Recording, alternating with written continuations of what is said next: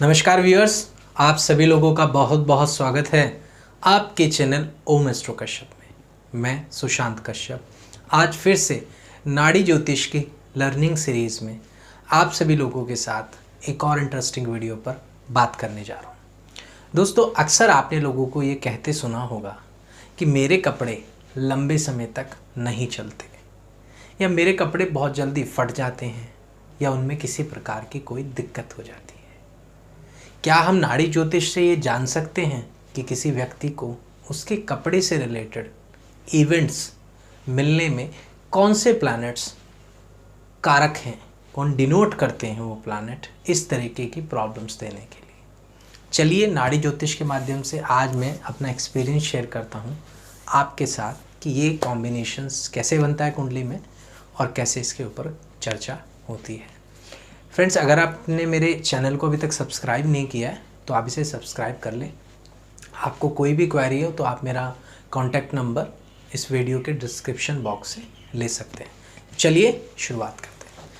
देखिए, नाड़ी ज्योतिष के अंदर और लगभग सभी ज्योतिष में शुक्र को कपड़े से जोड़ा गया है, लेकिन बुध का भी कपड़े से काफ़ी अच्छा संबंध है।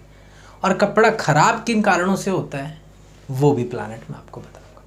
देखिए, किसी भी कुंडली में जो आपको नोट करना है या ध्यान देना है वो ये है कि शुक्र ग्रह सबसे इंपॉर्टेंट है, उसके बाद में है मरकरी।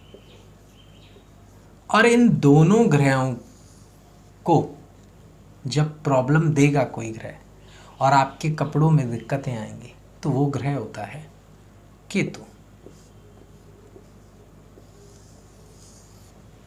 देखिए, केतु फकीरी का कारक है।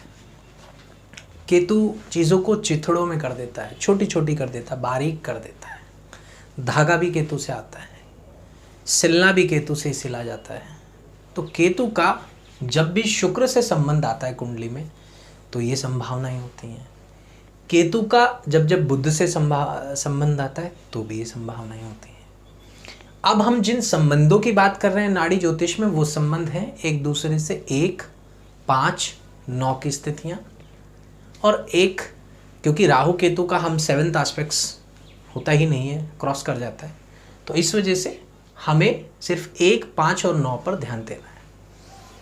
इसके साथ साथ मैं आपको बता दूं कि जब जब शुक्र की राशियों में केतु बैठता है तब भी ये संभावनाएं मैंने अक्सर देखी है। मान लीजिए शुक्र की 2 राशियां हैं, जैसा आप जानते हैं। एक तो है टॉरस जो कि 2 नंबर राशि से जानी जाती है, और एक है तुला राशि जो कि 7 नंबर राशि से जानी जाती है। तो जब जब केतु इन राशियों में बैठता है तब भी आप पाएंगे अक्सर ऐसे लोगों के कपड़े, अच्छे खासे ऐसे लोग कपड़े खरीद के लेके आते हैं, लेकिन एक हल्का सी कोई कील या हल्का सा किसी प्रकार का कोई डॉट या कुछ भी, कई बार तो चाय वगैरह भी गिर जाती है या कुछ चीज़ गिर जाती है, क्योंकि कपड़ा ख़राब होने से मतलब है केतु कुछ भी एक्सीडेंटली करा सकता है केतु, क्योंकि केतु को पता नहीं था कि उसकी गर्दन कट जाएगी।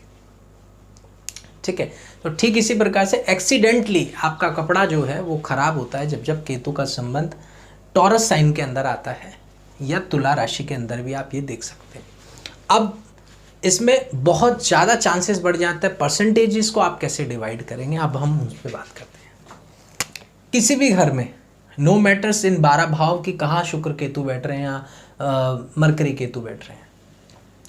एग्जाम्पल के तौर पे ले लेते हैं, मान लीजिए शुक्र यहाँ पर है और साथ में केतु बैठा है, तो इस कॉम्बिनेशन के अंदर आप ये मान के चलिए लगभग 90% रिजल्ट देने योग्य है ये कॉम्बिनेशन। ऐसे व्यक्ति जिसके शुक्र केतु साथ है, चाहे वो लेडीज हो चाहे वो जेंट्स हो, उसके कपड़े लंबे समय तक नहीं चल पाते। कोई ना कोई दिक्कत के कारण उसके कपड़े वो लाइफ जो है वो नहीं देख पाता। अब इसमें आप देख सकते हैं कि मान लीजिए किसी किसी कॉम्बिनेशंस में क्या होगा, शुक्र यहाँ है और केतु यहाँ पर बैठा है, ऐसा भी हो सकता है। तो केतु शुक्र की तरफ बढ़ रहा है और शुक्र केतु की तरफ बढ़ रहा है। इस कॉम्बिनेशन के अंदर भी अक्सर ऐसा आपको देखने को मिलेगा, यहाँ पर भी ये चांसेस होते हैं। इसके साथ साथ मान लीजिए कि शुक्र यहाँ बैठा हुआ है और केतु 2nd हाउस में, तो यहाँ पर केतु और शुक्र का 1-5-9 का संबंध बनेगा, मतलब एक दूसरे से 1-5-9 वाला। अब इस संबंध में भी ये चांसेस होने के योग हैं, लेकिन ये जो 1-5-9 वाला कॉम्बिनेशंस है, इसमें एक में तो 90% रिजल्ट देने के योग्य है, यहाँ पर भी आप ये मान के चले कि 60-70% योग्य है, इसमें भी 70-80% चांसेस हैं रिजल्ट देने के इसी प्रकार के। अब आता है बुध का संबंध। किन्हीं किन्हीं कुंडली में आपको पता है कि शुक्र, बुध और सूर्य अक्सर एक दूसरे के आसपास ही रहते हैं, 3 घर से ज़्यादा डिफरेंस आता नहीं है। तो जब भी मान लीजिए अगर ये बुध के साथ भी कॉम्बिनेशन बना लेता है, कभी भी मान लीजिए यहाँ पर बुध बैठा हुआ है,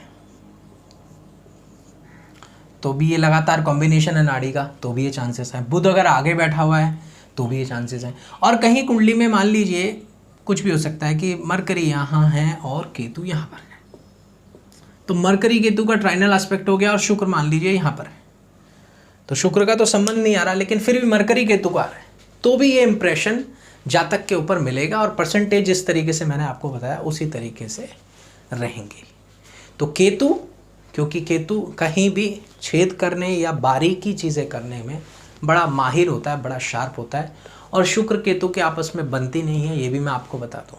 एक तरफ पैसे का कारक है, दूसरी तरफ मोक्ष का कारक है। केतु फकीरी पे ले जाना चाहता है और शुक्र मेटेरियलिस्टिक सुख के अंदर आनंद दिलाना चाहता है, तो दोनों की कहाँ बनेगी। बुध केतु की भी आपस में नहीं बनती, क्योंकि केतु ब्रेक मारता है बुध को हमेशा गलत काम करने से रोकने के लिए कि रुक जा, लेकिन बुध कहता है कि मैं तीव्र बुद्धि हूँ, मैं अपने अनुसार चलूँगा। तो इस प्रकार के कॉम्बिनेशंस आपने को देखने को मिलते हैं। आज के लिए वीडियो में इतना ही। बहुत बहुत धन्यवाद। Thank you.